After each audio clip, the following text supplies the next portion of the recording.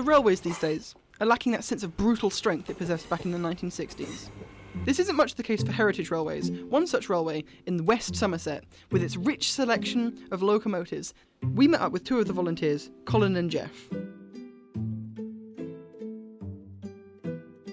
My name is Colin Foxhall, and I lead a small team and we rebuild transmissions. We're rebuilding both of the transmissions for a locomotive called 1010. I've always been an engineer all my life.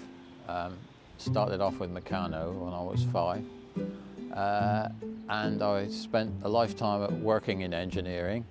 Now I'm more or less retired. I think this is as good as I can do. I love it here. I like being with the people here as well.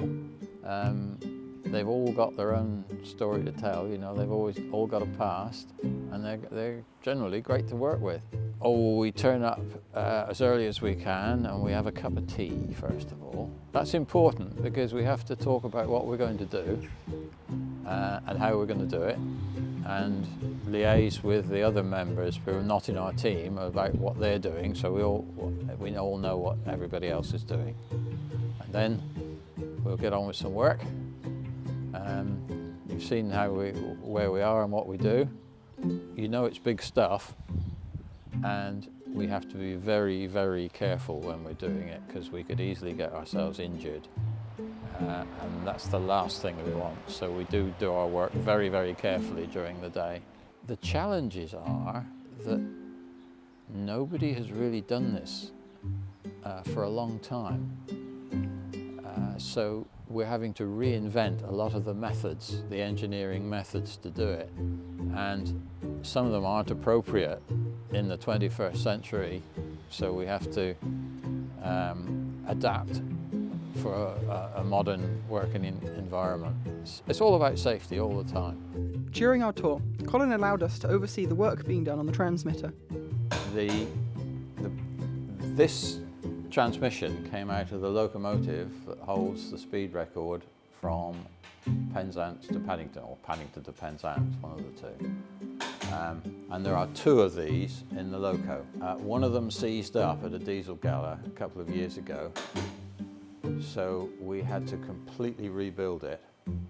And because the other one seized up, we felt we had to examine the other one right down to every last bit to see whether that one needed rebuilding, and indeed it did. So we've rebuilt the whole thing, and this is it. So we've now rebuilt both of the transmissions from that loco. After Colin finished showing us the transmitter, we went and spoke to Jeff. Geoffrey Miles, volunteer, DEPG, mainly working on hydraulics, Western, Hymix, etc. The current project that I'm working with Colin Foxhall on the reconditioning of the transmission from the Western 1010.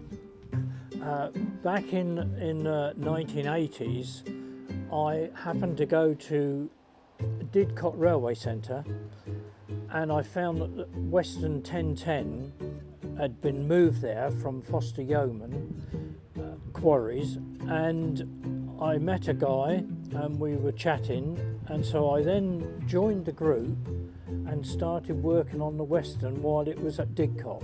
I've been messing about, I think I spoke before, on some old videos I've been messing about with.